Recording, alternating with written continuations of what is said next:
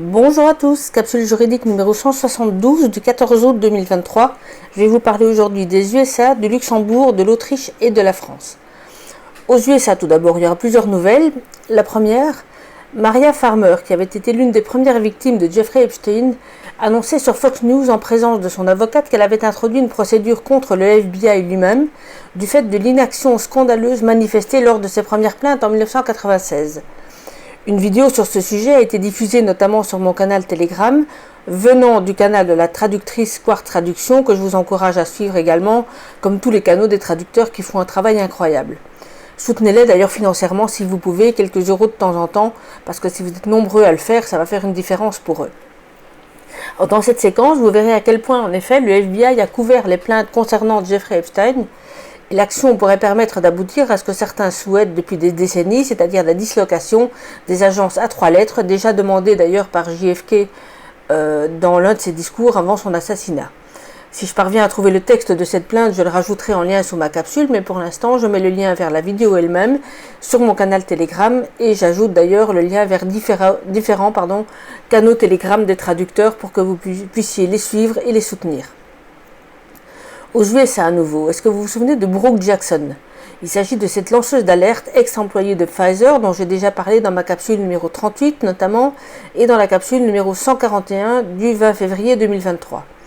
En février, je vous disais qu'elle avait annoncé elle-même sur Twitter qu'une audience aurait lieu le 1er mars dans son affaire et que le gouvernement avait fait une déclaration de soutien à Pfizer, ce qui risquait de rendre les débats plus difficiles même si la procédure avançait. Depuis lors, je n'avais pas vu passer d'informations sur cette procédure, ni positive ni négative, et on m'a signalé vendredi dernier, merci à la personne qui se reconnaîtra, que Brooke Jackson avait fait une publication très positive sur Twitter, donc sur X, mais je vais continuer à dire Twitter, c'est plus facile, le 2 août dernier pour résumer les étapes de la procédure qui a pris du retard, mais pour informer que des avocats devaient à présent déposer leurs conclusions. Ce qui signifie en d'autres termes, et si je comprends bien ces détours procéduraux, que les tentatives de Pfizer, aidées par le gouvernement de tuer cette procédure dans l'œuf, ont été inutiles. Affaire à suivre donc. Toujours pour les USA, en novembre 2022, d'anciens employés de Nike ont lancé une action contre cette société en vue de contester l'obligation vaccinale imposée aux employés, ceux-ci estimant que cela enfreignait leur liberté religieuse. Je n'avais pas encore parlé de cette procédure qui rebondit aujourd'hui puisque Nike avait plaidé que cette action devait être rejetée, mais son argumentation sur ce point n'a pas convaincu les juges. Une interview de Leslie Manoukian, qui est la fondatrice de l'association Health Freedom Defense Fund, m'a amené ensuite vers le site de l'association et un article qui résume parfaitement l'affaire. En réalité, il y a deux procédures distinctes. Et cet article dit notamment ceci, je cite, « Les plaignants affirment que Nike a violé leur liberté religieuse protégée par la Constitution en refusant l'accommodement de leurs croyances religieuses sincères contre la vaccination Covid-19. L'une des plaignantes fait en outre valoir une plainte pour coups et blessures contre Nike, car l'entreprise a refusé à plusieurs reprises sa demande d'accommodement religieux et l'a forcé à se soumettre à la vaccination Covid pour sauver son emploi, seulement pour subir des effets secondaires débilitants de l'injection. Le refus de la requête en rejet de Nike signifie que l'affaire va maintenant aller de l'avant avec des dépositions, une découverte et un litige, un développement que les plaignants et l'association célèbrent. De toute évidence, Nike aurait aimé faire disparaître cette affaire pour elle-même et pour le reste des entreprises américaines, car les deux ont effrontément ignoré les idéaux américains codifiés dans notre Constitution en violant les droits des employés à la vie privée, à l'autonomie corporelle et à la liberté religieuse. L'association espère qu'en tenant Nike responsable, cette affaire renversera les récentes intrusions des entreprises américaines dans la vie médicale privée des employés, a déclaré Leslie Manoukian. Ajoutant à la pression sur Nike. Le 12 juin 2023, l'ancien employé de Nike, Jamal Galloway, a également poursuivi l'entreprise pour avoir refusé de tenir compte de son objection religieuse à la vaccination Covid. Cette poursuite se poursuivra également. Les deux affaires allèguent que Nike a ignoré les libertés religieuses protégées par le titre 7 de la loi sur les droits civils lorsqu'elle a rendu obligatoire les injections expérimentales et inefficaces de Covid-19 pour les employés. Nous avons refusé de renoncer à notre droit à l'autonomie corporelle et à la liberté médicale, ou de violer notre droit aux croyances religieuses lorsque Nike a mandaté les injections de Covid, donc a rendu obligatoire les injections de Covid, et pour cela nous avons subi une discrimination, une violation de notre vie privée et des blessures, perdant finalement nos emplois bien rémunérés et réussis chez Nike. Nous espérons qu'en tenant Nike responsable, nous défendons tous les Américains, alors que nous envoyons un message à toutes les entreprises que leurs employés ne sont pas jetables et que leurs droits doivent être respectés, ont déclaré les plaignants. L'association se tient fièrement aux côtés des plaignants dans la défense de leurs droits et libertés et est optimiste quant aux nouveaux développements. Fin de citation. Donc, affaire à suivre là également. Aux USA toujours, la porte-parole de la Maison-Blanche, Karine Jean-Pierre, dont je vous avais déjà dit que c'est au départ une actrice, que vous trouverez notamment sur la base de données IMDb sur Internet, et qui joue donc aujourd'hui le rôle de sa vie au sein de la Maison-Blanche, avait fait un peu de ménage en mai dernier parmi les journalistes. Certains, dont les questions l'embêtaient sans doute, s'étaient fait expulser. Et quand je dis certains, l'article du site de Gateway Pundit fait quand même état de 442 journalistes expulsés de la Maison-Blanche. Cette expulsion était en pratique la conséquence de la modification des règles applicables à l'octroi des cartes de presse pour accéder à ce haut lieu de l'information objective et indépendante. L'un de ces journalistes, un certain Simon Alteba, a décidé de ne pas se laisser faire. Ce journaliste est employé par le média Today News Africa et attaque donc aujourd'hui devant la justice à la fois Karine Jean-Pierre et les services secrets des USA. Alors pourquoi les services secrets ? C'est parce que la modification des règles d'attribution des cartes presse est due au fait que c'est désormais les services secrets qui décident qui a droit à une carte de presse ou pas. Et donc ils sont attaqués au même titre que cette fameuse Karine Jean-Pierre, l'actrice de l'année. Alors la plainte a été déposée le 10 août, fait 25 pages plus les annexes. Je mets également le lien sous ma capsule et elle est fondée sur les 1er et 5e amendements. Alors pour rappel, le premier amendement interdit au Congrès des États-Unis d'adopter des lois limitant la liberté de religion et d'expression, la liberté de la presse ou le droit à se rassembler pacifiquement. Et le 5e amendement, quant à lui, vise à protéger contre les abus de l'autorité du gouvernement. Le texte de l'amendement semble ne viser que les procédures en justice, mais d'après l'utilisation qui en est faite dans cette procédure-là, il est apparemment aussi appliqué dans toute autre procédure, même administrative, comme celle dont il est question dans cette affaire. L'article qui relate la procédure explique ce qui est reproché précisément. Je cite. Les nouvelles exigences de la Maison-Blanche en matière de badge de presse sont inconstitutionnelles et visent directement Simon Alteba. En externalisant le processus d'accréditation, la Maison-Blanche donne à un groupe de journalistes élitistes le pouvoir discrétionnaire de choisir quels journalistes et quels médias sont dignes de demander des comptes à la Maison-Blanche. Nous demandons instamment à la Cour de faire respecter le premier amendement et de déclarer ces nouvelles exigences inconstitutionnelles afin que Simon Alteba puisse continuer à faire son travail. Donc alors je vous parlais des services secrets, apparemment il y a des journalistes qui se mêlent des décisions, c'est pas très clair. C'est en effet, donc fin de citation, c'est en effet désormais les services secrets, comme je vous l'ai dit, également assignés dans cette procédure, qui sont compétents pour attribuer ou refuser les cartes de presse aux journalistes. Affaire à suivre. Alors toujours aux USA, je reviens cette fois-ci sur le procès qui avait été introduit contre la FDA par l'association America's Frontline Doctors et différents médecins, dont notamment le docteur Paul Marik. Je vous en avais parlé en détail dans mes capsules 103 et 115. Alors je vous conseille d'aller les écouter si vous ne les avez pas écoutés, c'est intéressant. Et pour synthétiser, les demandeurs reprochaient à la FDA d'avoir, notamment par 2 campagnes de communication très agressives, dénigré l'ivermectine en décourageant la population d'accepter un tel traitement. Il était question, vous vous en souviendrez peut-être, de slogans disant notamment aux gens qu'ils n'étaient pas des chevaux et n'avaient donc pas à avaler des vermifuges conçus pour les animaux. La dernière fois que je vous en parlais, fin novembre, dans la capsule 115, c'était pour vous dire que la FDA, par la voix de son avocat, communiquait en disant que c'était une simple recommandation, entre guillemets, et il était question à ce moment-là d'un avocat nommé Isaac Belfer.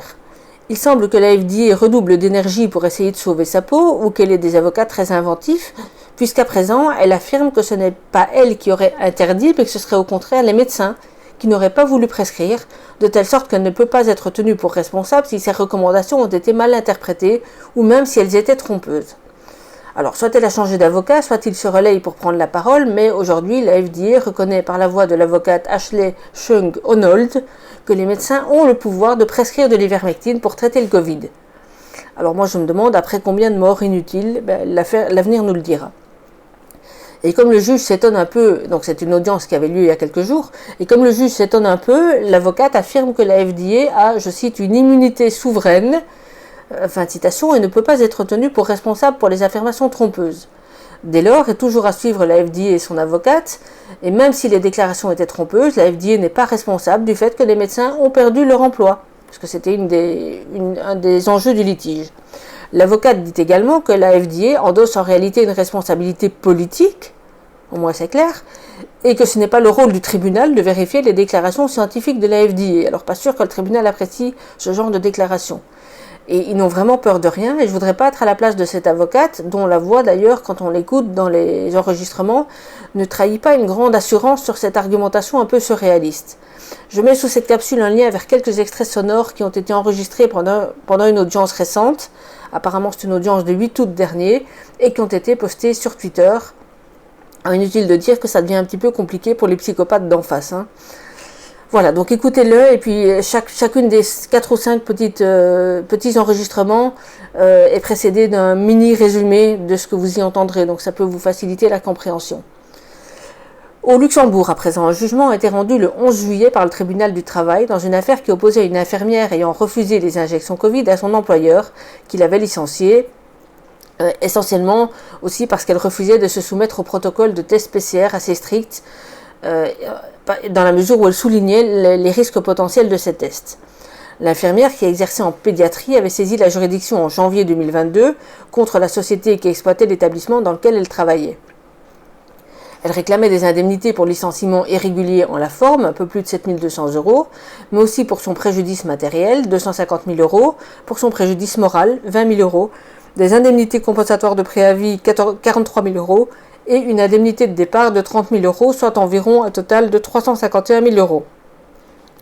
Elle avait fait intervenir aussi à la procédure l'État du Grand-Duché de Luxembourg, à l'égard de qui elle souhaitait que le jugement soit également opposable.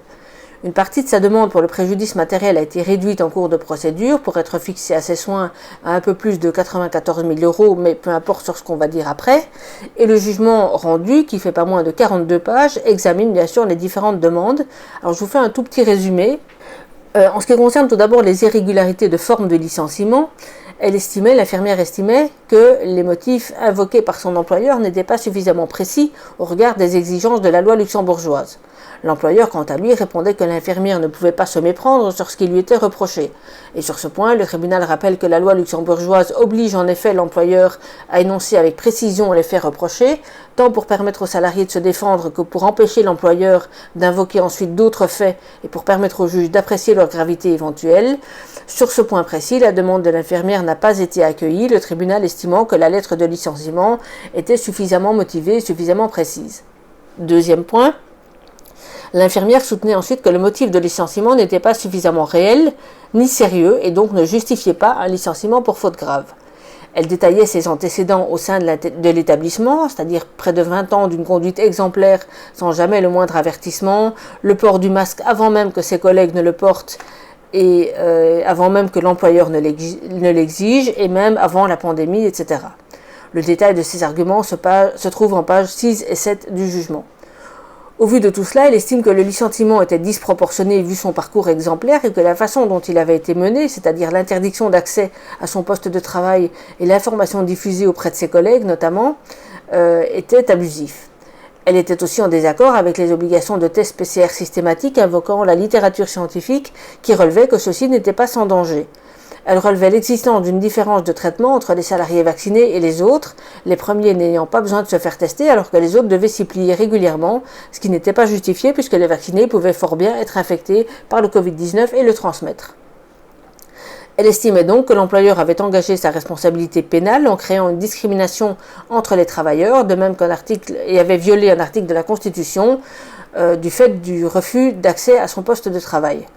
En outre, elle soutenait que la loi luxembourgeoise de juillet 2020 comportant différentes mesures de lutte contre la pandémie ne prévoyait aucune sanction contre les personnes qui étaient dans l'impossibilité de présenter un certificat. Dès lors, si aucune sanction n'était prévue par la loi, l'employeur ne pouvait pas la licencier pour cette raison. Le licenciement était donc, selon elle, à la fois illégal et disproportionné. Mieux encore, une loi postérieure datant quant à elle de décembre 2021 interdisait tout licenciement en cas de refus de soumission au Covid-check. Le licenciement attaqué datait du 2 novembre 2021, soit donc juste avant la loi, mais elle considérait donc que ce licenciement était abusif pour toutes ces raisons, et vous verrez toute une série d'autres arguments en pages 10 à 12 de la décision.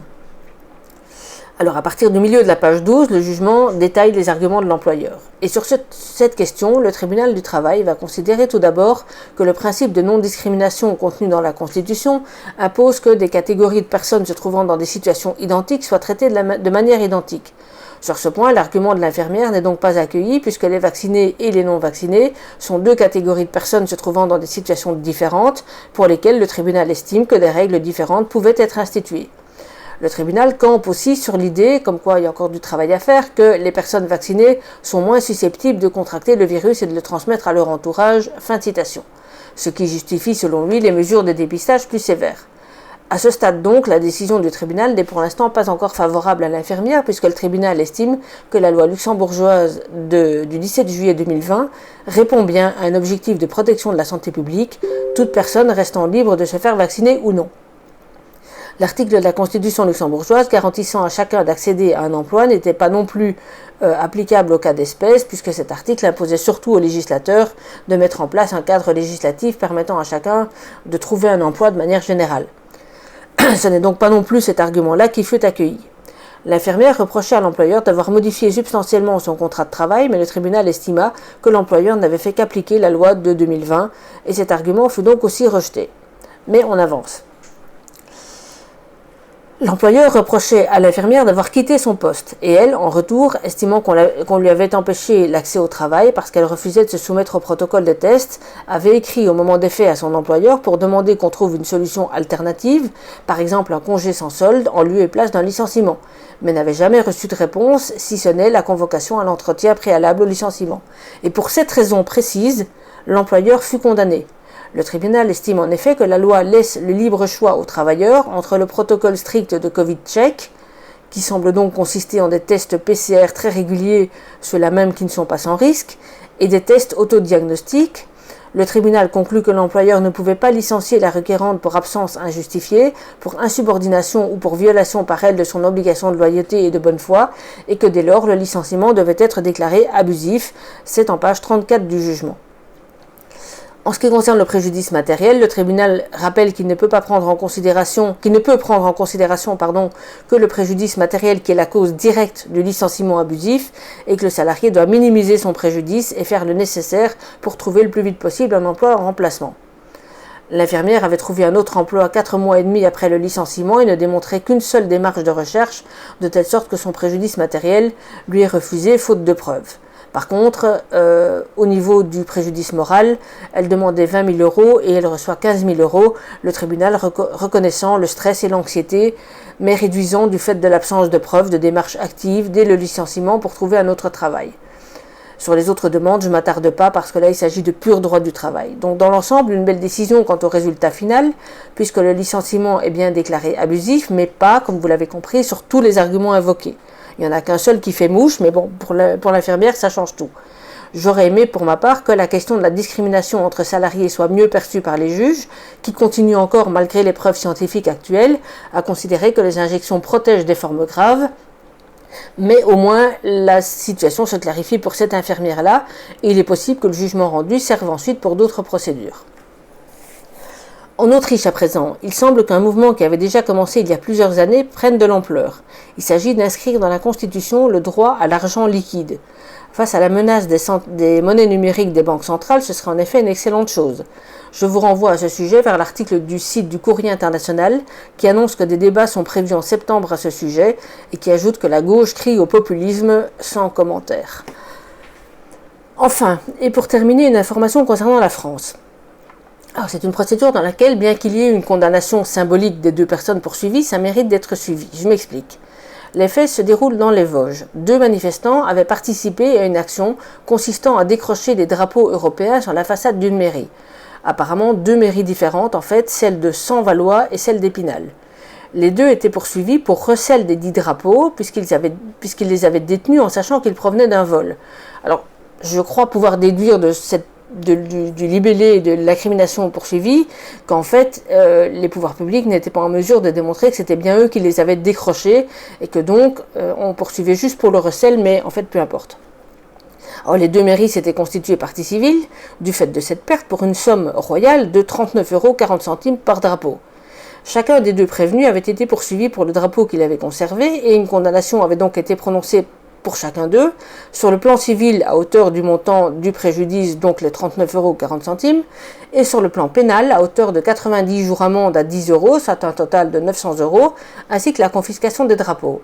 Donc, cette condamnation était prononcée par ordonnance pénale. Alors pour rappel, une ordonnance pénale est un mode simplifié de jugement des contraventions et de certains délits lorsque ceci ne nécessite pas la comparution du prévenu devant le tribunal de police ou le tribunal correctionnel, excluant donc le prononcé d'une peine d'emprisonnement.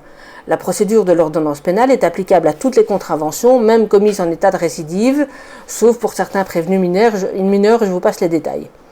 Les deux intéressés pouvaient évidemment faire opposition de ces ordonnances, ce qu'ils ont fait. Attention donc, l'opposition n'est pas un appel. On a pu lire dans la presse qu'ils avaient fait appel, ce n'est pas un appel. L'opposition va saisir le même tribunal que celui qui a rendu la décision, mais cette fois-ci avec un débat contradictoire. Les deux manifestants ont donc consulté une avocate, maître Nancy Rizacher, que je salue si elle m'écoute, et qui m'a transmis l'acte d'opposition qu'elle a déposé pour chacun d'eux. L'affaire est fixée au 28 novembre prochain. La raison pour laquelle je vous en parle, c'est surtout parce qu'en me transmettant la décision, maître Rizacher m'informait qu'elle allait déposer une question prioritaire de constitutionnalité dans la mesure où, comme elle me l'écrit, je cite, « Le pavoisement du drapeau européen n'est pas dans la Constitution. Seul le drapeau français fait partie des emblèmes de la République. » Fin de citation, elle a bien raison. Et c'est ce point précis qu'il va falloir suivre. Parce qu'en effet, c'est très intéressant qu'une décision, qu'un Conseil d'État se prononce sur cette manie qu'ont les mairies à vouloir maintenant afficher à tout prix le drapeau européen si ce n'est pas prévu par la loi et par la Constitution. Donc je vais rester en contact avec elle pour la suite et je vous en reparlerai sans doute à l'avenir. Merci à elle. Enfin, si vous ne l'avez pas encore vu et que vous avez besoin d'un bon petit coup de boost et de courage, je vous suggère d'écouter une très très récente vidéo de l'américaine Jan Halper-Hayes. C'est une docteure en psychologie qui fait beaucoup de psychologie politique. Et je vous mets le lien vers une version sous-titrée de cette vidéo sous ma capsule. Alors j'imagine que vous l'avez déjà vue, mais si ce n'est pas le cas, allez voir. Visionnez-la, ça fait du bien. Si vous l'avez déjà vue une première fois, franchement, écoutez-la une deuxième fois, c'est pas inutile. Et faites suivre, faites tourner, vous allez voir, c'est très très très intéressant et très encourageant.